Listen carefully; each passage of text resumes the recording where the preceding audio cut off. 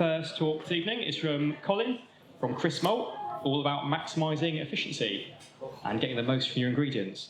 So Colin is an expert on brewing and distilling. I don't know about that. We'll see. And Chris were also sponsoring the brew talks this evening. So huge thanks to them for doing that. And I'll pass you over. Thank you very much. Oh, this is exciting. It's like Glastonbury, really. This is just the last talk that I did was about 5 weeks ago at the Cambridge Beer Festival, and there were 2 people in the audience. So this is a big step up. My heart is going like this right now. It's a big step up. Thanks so much for having us along. Thank you for the intro. My name's Colin. I'm from Malt. Thank you. Hello. Excellent. Good stuff. We'll be a heckler already. This is exciting. The very quick, 2-minute sales pitch at the beginning, then we'll get on to the science. But Crisp are one of the biggest UK maltsters. We've been around for about 150 years, 150 years next year actually, based down in East Anglia, in Norfolk. I am not from there, but the company's been there for a while. Great malting barley area, really good for producing ale malt. So big crop of Maris Otter down there. Amongst other varieties, but we've been there for a while and supplying craft, homebrew and breweries and distilleries all over the world. A lot of work up in Scotland, in Scotch as well, so which is a particular area of focus for me. So if anybody wants to talk about whiskey, come and see me later on. We are sort of represented here today on the top floor by the Malt Miller and Getter Brewed, so you can buy our products through those guys. And if you go and join one of their mailing lists or get my email address or whatever, then give us a shout and we'll send you a PDF version of our handbook, which has got all the stats and everything that we make and a whole bunch of recipes and all that kind of good stuff. But that's the sales pitch. So moving on to what we're actually here today to talk about, which is maximising efficiency. So ultimately, as a brewer and primarily as a maltster, I want to talk about efficiency. I mean, really, when I'm talking about efficiency, I'm talking about mashing. I'm talking about how do you guys, as home brewers, just going to do a quick survey in the room. Who is a home brewer? Raise your hand. Oh, good. Excellent. The vast majority of you. Good. What's a maltster? Oh, so close to a shyster, but just we just make malt. When I'm talking about efficiency, we're really talking about that packet of sugar or that packet of starch that we supply you in terms of malt. How do you get as much of that into your beer as possible? How do you get as much out into your mash, which then goes into your wort, which then ends up turned into alcohol in your beer? So primarily, we're talking about original gravity. We're not talking about final gravity. Final gravity is about the split between fermentables and non-fermentables. Come back tomorrow, and I'm talking about mouthfeel and body, and that's when we really get into the dynamics of what final gravity is. But really, this is about original gravity.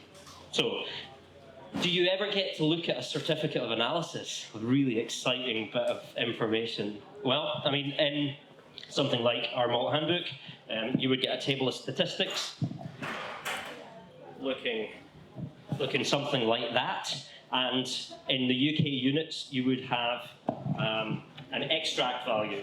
So get the UK one up. So an extract value. This is an absolute critical value for you guys for determining how much sugar we're giving you. Then you can figure out later on how much sugar you've taken, and then you can figure out your efficiency.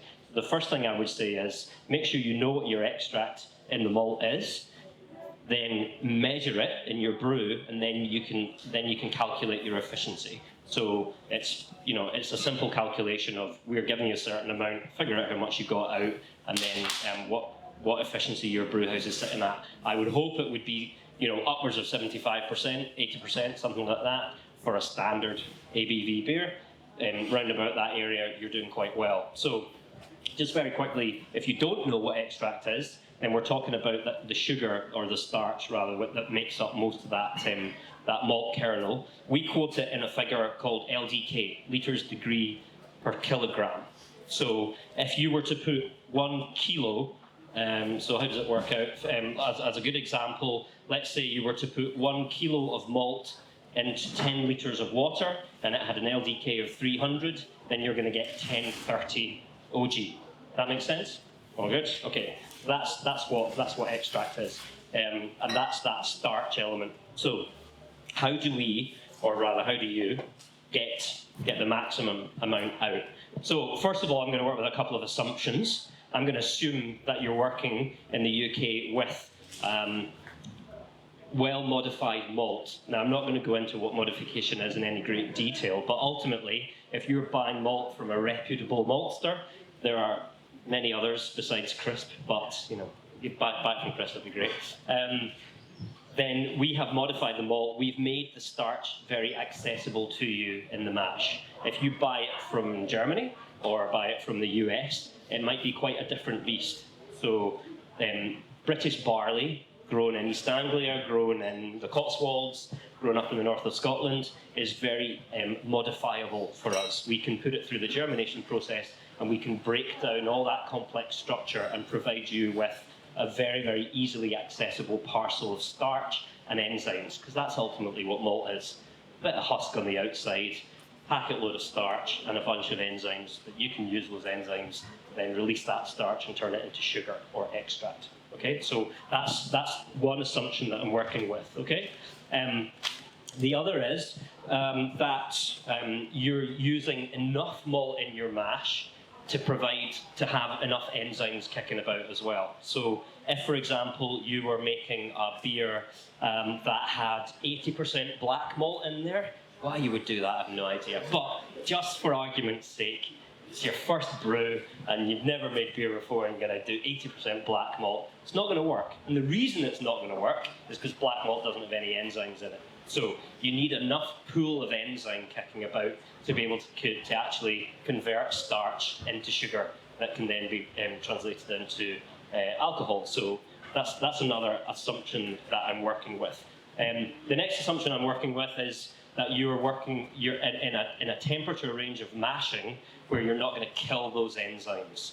So the essential enzymes for conversion of starch into sugar is alpha amylase. Alpha amylase operates in an optimal temperature range. It's a relatively wide temperature range, right up into the 70s, but above, say, 75 degrees, it's dead.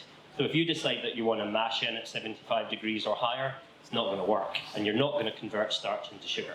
So that's pretty important as well. So I'm working in those assumptions. The other one on the bottom end of temperature is to do with gelatinization. So you need to make sure that you're mashing in above round about 62 degrees. And I'll explain what gelatinization is. So to be able to release extract, to release sugar into your beer, you need to you need to break out that starch. And there are 3 stages to that. At this point, I would have had a really nice graphic of the conversion of gelatinization, but I dropped my USB stick into the canal, so it's all unfortunately. So, but I was going to have cartoon characters as well, and it was all going to be in 3D, but it was really expensive to produce it, so we don't have that. So the 3 stages of starch conversion are gelatinization, liquefaction, and saccharification. All really complicated words, but all they really mean is you've got to hydrate the malt in water, and the starch starts to unravel, it starts to unspool. That's not an enzyme process, it's a heat-driven process. So if the water's not hot enough, it's not going to unspool, and it means the enzymes can't then start to break down that starch. And that happens at a critical temperature. It starts at around about 59 degrees, but it peaks at around about, say, 62 degrees. So, and certain crop years, so this is where the maltster can come into play, certain crop years the gelatinization temperature goes up. So this year, for example, this past harvest that we had, where we had this ridiculously hot summer, very, very dry, the biology of the barley is different this year. The gelatinization temperatures have gone up. So you might have mashed in for a really, really dry beer, and you've gone in at 62 degrees, for example, for a standard ale malt, and it's 100% ale malt, and you've got a really, really low extract. Well, it could be because the starch actually hasn't gelatinized. So the lower limit temperature is really important. It needs to be above that critical temperature. So yeah, that's an important thing to do. The way to check that your starch has actually converted, does anybody use iodine? There are a few people. Okay, so the ones that don't, iodine is a really, really great way to check that that the starch has gelatinized and has liquefied, that it's broken down into fermentable extract, or not fermentable extract, but just extract. Fermentable extracts later. So using an iodine tincture, you can do a colour change check. If the colour changes, then you've still got starch in there. But if it just stays normal, then all the starch has been converted into sugar. So that's a good test to do. Okay. Other things that control extract is pH is quite critical. So the enzymes that do once you've got that start to break down that sugar is pH dependent. So again, is anybody checking pH? Again, a couple of people in the room, but if you can, you can buy a pH meter. A simple stick pH meter is not going to cost you an awful lot of money. I don't know, about 20 quid, something like that. And if you check your pH, enzymes operate in an optimal range. So if you, and for mashing, it's around about 5.2 to 5.4, something like that. You get the optimum enzyme activity. If you're massively outside of that range, those enzymes won't work. They simply won't produce sugar that can be then turned into alcohol. So you've got to be careful of pH as well. There we go. What else can you do? When you mix that malt and water together, it can be a thick mash, it can be a thin mash. It doesn't actually matter for producing extract, for converting starch into sugar. It only really matters when you're talking about how much dryness you want in your beer, which is the final gravity. So just in terms of releasing sugar, a thick mash, it doesn't matter if it's a thick mash or a thin mash. But what you don't want to do is add so much water that it dilutes. It dilutes your. You don't want to add so much water that it dilutes the OG so low that you end up with a massive amount of really low OG wort that you then have to boil down to and concentrate down and spend a whole bunch of money on in electricity or gas to concentrate that wort down. So if you're aiming for like a 1050 beer, and you end up with, for some inexplicable reason, you end up with a 1040, and then you're going to have to boil that right down to get it back up to a 1050. So really carefully calculate how much liquid needs to go in your mash and needs to go into your sparge to release all of that, to wash all that sugar through once it's dissolved into the wort. What you don't want left with is a big soggy pile of spent grains, which has got a whole bunch of extract in it that you've just not washed through. So that's an important point as well. What else is there that we could talk about? Milling. Okay, does anybody in the room mill their own malt? Okay, there's a couple of people. And when you mill your own malt, how do you set up your mill? Okay, so you do it on a gap setting. Okay, so. I'd be interested to find out because I've done it too fine and that's the rule. Sure. And I've done it maybe too thick and I've not got efficiency. Yeah, good stuff. So milling is absolutely crucial to getting efficiency where you want it to be. For a standard mash tun, which is what most homebrew kit is, rather than say a lighter tun, there's an optimum set of grist fractions we talk about. So when, as maltsters, we sell crushed malt. 50 years ago we didn't sell crushed malt, but in the past 15 years, as more and more breweries want to save money in their setup costs, they're not buying mills, we're selling a lot of crushed malt. And the way that we set up our mill is the way that you can ultimately set up your mill. It's not about the gap setting. Because from year to year, the barley size and corn size can change. So the gap settings we need to change. What you really want to do is analyze your grist. So you can buy a really simple shaker box. It's made up, it's like a wooden box, it's got a couple of sieves in it. You put a sample of crushed malt in there, let's say 200 grams. You shake it for 2 minutes. It fractionates out using the different sieves, and we've got different grades of sieve basically. Like one is a nylon sheet, and one is like the kind of sieve that you would drain pasta with basically. And it splits into 3 fractions that we call the flour, the coarse fraction, and the fine fraction. And by measuring those fractions as percentages, that's how we ultimately produce crushed malt. That's how we fix crushed malt. Yeah. Percentage volume or weight? So percentage weight. Yes, percentage weight. So typically, for a mash tun brewery, we would be looking at about 50% coarse, 40% fine, 10% flour. If we push the flour that a little bit too hard and it goes over, say, 12%, then we usually get phone calls from people saying they've got stuck mash. If you get stuck mash, then it's just going to end up staying in, it's going to stay in your mash tun and you're getting no extract out. So don't grind your malt too finely. And if you can buy one of these little shaker boxes, it's a really, really useful way of determining that you're keeping consistent, because consistency is ultimately what it's all about. If you're consistent from brew to brew with your crush, then you're going to get consistent OGs, PGs, and ultimately ABVs. So that's really something to consider. Don't do it on gap settings, which is how some maltsters even do it, especially because oats, as everybody is using lots of different raw materials now, oats, wheat, rye, and barley all require different gap settings, all require different different amounts of energy to crush the malt, whereas the fractions that you want out of all those raw materials are exactly the same. So it's the end result that you want. Yeah. So you supply the crushed grain to like the retailers, or are they crushing your crushed grain? It depends who they are. So the two that are represented here today, Getter Brewed and the Malt Miller, we send them whole malt and they crush it themselves, but they follow our standard recommendation grist fractions, which is that 50, 40, 10. So and that works really well. So just to give you an idea, what that extract value that I was talking about that you would see on a certificate of analysis is, say, 300 LDK.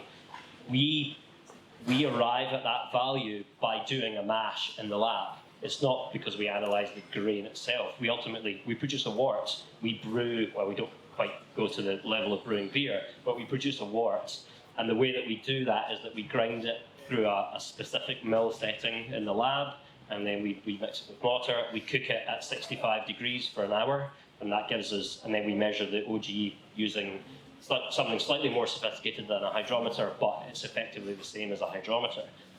So what you're almost trying to do as a brewer to get close to that extract value is mimic the process that we do in the lab.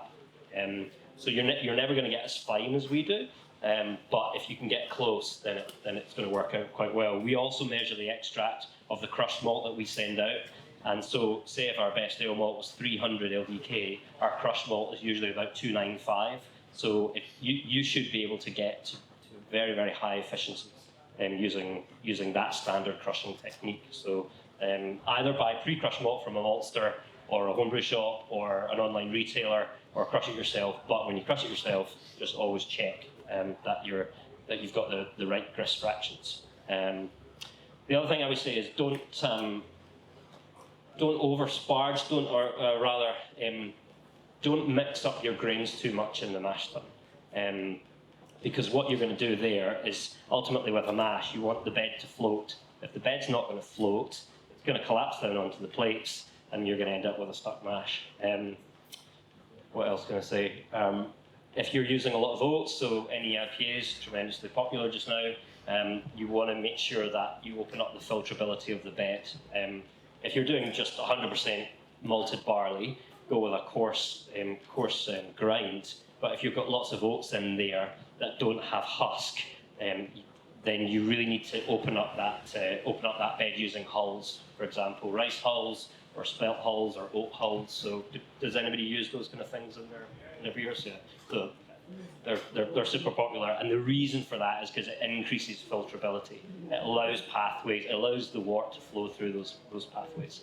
Don't over-sparge and take things slowly. So if you're sparging through in 30 minutes, you're going way too fast. You need to take your time. Take an hour, take 90 minutes. Go and have a cup of tea, go and have a beer, go and clean something. There's always something to clean. But take your time, because if you don't take your time, you're going to leave extract behind in your grains. And one of the great ways of determining whether you've actually left any extract behind, does anybody do a final runnings check? One man in the room, kind of. Okay, so this is a really good thing to do. So that very last bit of wort that comes off the mash tun, capture that, check the gravity of that. It should be between sort of 1004 and 1008 SG, sort of between 1 and 2 Plato. If it's massive, if it's 2-3 Plato, or 10, 10, 10, 15, then you've got a whole bunch of sugar still sitting in those grains, and that's just wasted. So I've got 5 minutes. Okay, so that's just wasted extract. Do most people have false bottom mash tuns? Yeah. Okay. So they're reasonably efficient ways of brewing, because you get quite a nice even flow of wort going through the bed.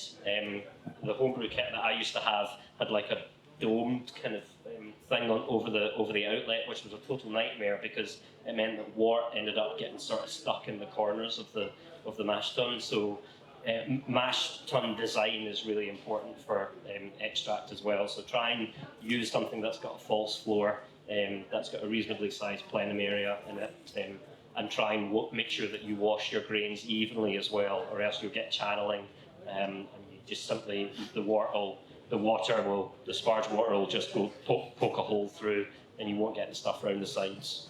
So those are definitely ways to get your extract up. Yeah, with 5 minutes left, I'll turn to questions. Does anyone have any questions about extract? Go on. So going to the extreme, we've been around a tour of the Heineken brewery in Manchester. Oh wow! Okay. Where they get 101% efficiency. They do, yeah. And so the way that they're doing that is that they do their mash and they squeeze the wort. That's right. Yeah. And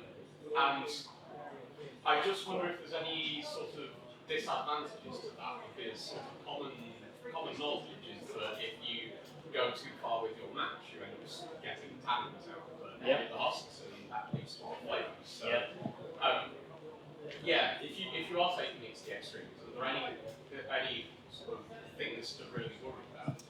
Yeah, so the way that they do it is with something called a mash filter, where you've got a mesh, sort of a nylon polypropylene, I think it's polypropylene screen, and the grain builds up on this screen, and then it still actually has a depth to it though, and it flows through. So it does work in it effectively in the same way as a mash tun. It's just that it's vertical. The grain size is much finer, and the mesh supports it. So because of that system, they don't put protein through. The danger is if you've got a bag and you literally squeeze it, then you could pull a fair bit of protein through. Although you can get rid of that later in the process using standard breaks. If you're concerned about polyphenols, tannins, the pH will rise as you pull polyphenols through. So if you're starting to see a rise at the end of your sparge, then that could be an indication that you're pulling polyphenol material through. So take it to that point and then back off, I would say. Are you talking about using a bag or? Well, I'm just thinking that how do they get away with it? So Yeah, but they've got also extremely sophisticated filtration downstream as well. So they'll be using diatomaceous earth filtration, PVPP filtration, polishing filtration. And they'll be pasteurising the hell out of it as well. So there's lots of ways that they can mitigate that risk later on. So just be careful. Yeah, you could be pulling a lot of other stuff through, but polyphenols would be your principal concern. But then again, for you guys, for homebrew, polyphenols is a concern in big brewing because it has a deleterious effect on shelf life. but I would imagine that you're going to be going through your brews so quickly that I wouldn't be particularly concerned about it. So, yeah, protein's probably going to be the bigger issue rather than polyphenols. I thought we have a polyphenol-free malt which you can buy. So it's a selectively bred barley called Clear Choice, and it doesn't have any polyphenol in the barley. So you can squeeze the hell out of that if you want. So that's one way of doing it. Any other questions about efficiency? Just a straw poll. Where are people's efficiencies roughly at? Do you measure efficiency? 85. 85%. That's great. Yeah.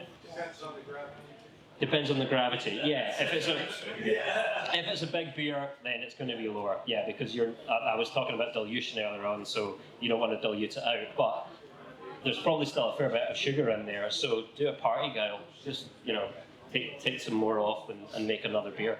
In general, on the homebrew scale, it's not as much. Like, you know, it's in we talk different stuff a couple of times.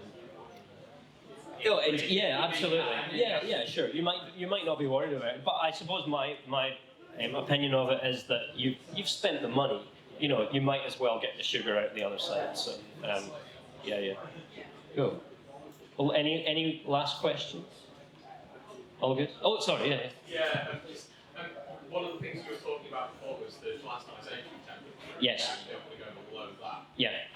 Is that something where it's just if the gelatinization temperature is quite low, that means that you've got more space to play about with, or does it affect other stuff as the gelatinization temperature goes up? Is it just a cut-off point, or do you have to adjust your temperatures even if you're not going below that gelatinization temperature?